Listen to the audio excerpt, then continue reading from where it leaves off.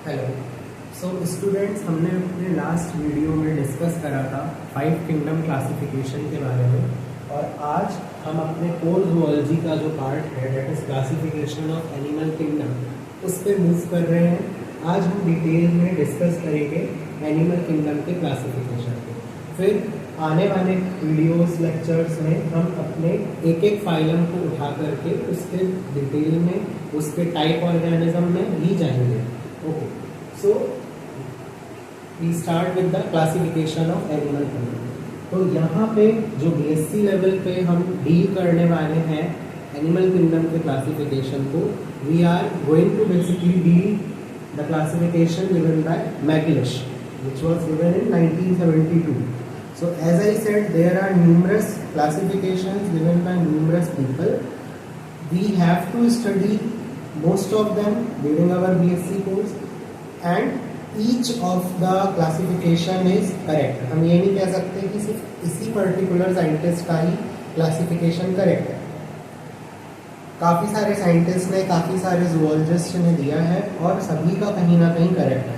तो हम BSc level पे जो फॉलो करते हैं ज़्यादातर that is of Macleish given in 1972.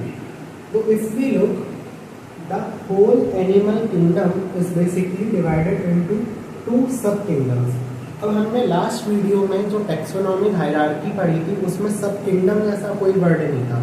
तो let me tell you that kingdom के बाद हम वहाँ पे डायरेक्टली पढ़ रहे थे फाइलम, बट यहाँ पे या इवन कुछ और क्लासिफिकेशंस में भी हम ये देखते हैं कि कहीं कहीं पर साइंटिस्ट ने कन्वीनियंस के अकॉर्डिंग या अच्छे से फाइलम्स को मतलब एलोकेट करा जा सके किसी एक पर्टिकुलर ग्रुप में, उसके लिए कुछ टर्म्स दिए हैं जैसे सब kingdom, super phylum, infra class, super class. इस तरीके के टर्म्स आपको थ्रू आउट जो बायोलॉजी सब्जेक्ट है उसमें मिलते ही हैं। तो इसी तरीके से यहाँ पे क्योंकि ज़्यादा ब्रॉड डिवीजन है, इसलिए पूरे एनिमल किंगडम को 2 सब किंगडम्स में बांटा गया। द फर्स्ट सब kingdom is protozoa and the second सब किंगडम इज मेटाजोआ। जो फर्स्ट सब किंगडम है प्रोटोजोआ, उसका मतलब क्या है? अगर आप नाम पे जाए, प्रोटो प्लस जोआ। प्रोटो का मतलब है प्रिमिटिव, या यहाँ पे आप कह सकते हैं फर्स्ट, या जो सबसे पहले है, और जोआ का मतलब है एनिमल्स। तो जो सबसे प्रिमिटिव है या जो फर्स्ट अपीयरिंग एनिमल्स हैं, जो सबसे बेसिक लेवल पे, जो सबसे लोअर एनिमल्स हैं, वो आ जाएंगे प्रोटोजोआ में। फिर जो दूसरा सब किंगडम है डेट इज मेटाजोआ। तो अगर हम पहले देखें सब किंगडम प्रोटोजोआ को, तो उसमें एक ही फाइलम आता है that is protozoa. Again the name of the phylum resembles with और it is as same as the sub kingdom. तो फाइलम का नाम भी है प्रोटोजोआ, जिसका एग्जाम्पल है पैरामीशियम। तो यहाँ पे मैंने ब्रैकेट में ही नाम भी लिख दिए हैं उनके जो रिप्रेजेंटेटिव ऑर्गेनिजम्स हैं या जो उनके मेंबर्स हैं उनके। तो बाकी और भी हैं पैरामीशियम के अलावा, अमीबा है, यूग्लिना है, बट हमने एक एक एग्जाम्पल यहाँ पर दिया हुआ है। उसकी डिटेल में हम जो आने वाले वीडियोस हैं उनमें वैसे भी जाने वाले हैं। जो हमारे बीएससी कोर्स के लिए इम्पोर्टेंट है, उससे रिलेटेड जो हम फाइलम्स पढ़ेंगे उसमें हम डिटेल में एक एक ऑर्गेनिज्म को भी, एक एक एनिमल को भी उठा के पढ़ने वाले हैं। ओके, तो फिलहाल के लिए सब किंगडम प्रोटोजोआ में आता है एक फाइलम दैट इज प्रोटोजोआ, जिसका एग्जाम्पल है पैरामीशियम। देन हमारा जो सब किंगडम है मेटाजोआ। मेटाजोआ में आ जाते हैं हमारे जो ज़्यादा एडवांस्ड हैं, या एटलीस्ट हम ये कह सकते हैं ये जो प्रोटोजोअस थे कैसे थे? यूनिसेलुलर, सिंगल सेल के बने हुए ऑर्गेनिजम्स हैं या सिंगल सेल से कंपोज्ड एनिमल्स हैं ज़्यादातर। मेटाजोआ में हमें क्या देखने को मिलता है? Multi cellular. तो आप ये भी देखिए कि बेसिक से एडवांस की ओर जा रहा है क्लासिफिकेशन, क्योंकि यहाँ पे एक सेल है, यहाँ पे आप देखोगे मेटाजोआ में मल्टी सेलुलर ऑर्गेनिजम्स हैं।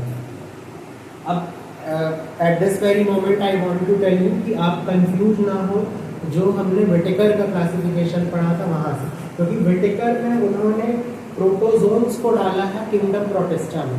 तो जैसा कि मैंने कहा कि हम डिफरेंट साइंटिस्ट के डिफरेंट तरीके से क्लासिफिकेशंस को फॉलो करते हैं। जूलॉजी में बीएससी लेवल पे मैकलिश के क्लासिफिकेशन को ज़्यादा फॉलो करते हैं, डिटेल्ड क्लासिफिकेशन।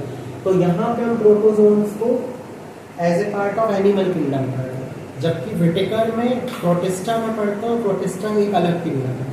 तो हमें कंफ्यूज नहीं होना है। यहाँ पे प्रोटोजोआ इज अ सेपरेट सब किंगडम ऑफ किंगडम एनिमल। और सेलुलरिटी की जैसे बात करी, वहाँ पे यूनिसेलुलर डाले गए थे तो मोनेरा में, प्रोटिस्टा में। तो यहाँ पे आपको स्टिल देखने को मिल रहा है कि एनिमल किंगडम में भी यूनिसेलुलर ऑर्गेनिजम्स है जो प्रोटोजोआ में आते हैं। ओके, तो मेटाजोआ में हम देखेंगे कि मल्टी सेलुलर ऑर्गेनिजम्स है, मल्टी सेलुलर एनिमल्स है सारे। उसमें मेटाजोआ में अगेन 3 ब्रांचेस हो जाती हैं। जो ब्रांच 1 है that is called as mesozoa, जिसमें फाइलम आता है जो हमारे पूरे एनिमल किंगडम का सेकंड फाइलम है। Again it resembles the name of the branch that is phylum mesozoa. इसका एग्जांपल है जाइसियडी। Okay, then branch 2 is parazoa. Parazoa में हमारा फाइलम आता है पॉलीफेरा, जिसमें एग्जांपल है साइकल। इस फाइलम को हम आने वाले वीडियो लेक्चर्स में डिटेल में पढ़ने वाले हैं। पॉलीफेरा में हमारा थोड़ा सा सेलुलर ग्रेड ही है, बट थोड़ा सा एक टिश्यू ग्रेड का स्टार्टिंग जैसा हो जाता है। मतलब जैसा कि मैंने कहा, लोअर से हायर या बेसिक से एडवांस होता जा रहा है हमारा क्लासिफिकेशन। फिर जो ब्रांच 3 है eumetazoa, it is a huge branch. इसमें again if we divide there are 2 grades. Grade 1 is radiata, grade 2 is bilateria. अब रेडिएटा का यहाँ पे मतलब ये है कि वो एनिमल्स जिनमें रेडियल सिमेट्री पाई जाती है। अभी तक ऐसे एनिमल्स थे जिनमें कोई सिमेट्री नहीं पाई जा रही थी। अब यहाँ से ऐसे एनिमल्स की शुरुआत हो रही है जिनमें कुछ सिमेट्री मिल रही है बॉडी की। तो रेडिएटा में सिमेट्री कैसी होगी? Radial symmetry. जबकि बाइलेट्रिया में सिमेट्री कैसी होगी? Bilateral symmetry. यहाँ सिमेट्री रेडियल से ये मतलब है, जैसे अगर ये ऑर्गेनिज्म की सपोज बॉडी है, अगर मैं इसको डिवाइड करना चाहूँ तो दिस इज द प्लेन जिसमें इसकी बॉडी डिवाइड हो पाएगी। तो ये इस तरीके का जो डिवीजन है, मतलब रेडियल डिवीजन या रेडियली डिवाइड करना, this particular symmetry is radial symmetry. और जो हमारी बाइलेट्रिया है उसमें अगर मैं बॉडी को डिवाइड करूं बीच से, सेंटर से, तो हम बॉडी को 2 इक्वल हाफ्स में डिवाइड कर सकते हैं। तो such a symmetry is called as bilateral symmetry. और बाइलेट्रिया के जो मेंबर्स हैं वो सब बाइलेटरल सिमेट्री दिखाते हैं और रेडिएटा के मेंबर्स रेडियल सिमेट्री दिखाते हैं।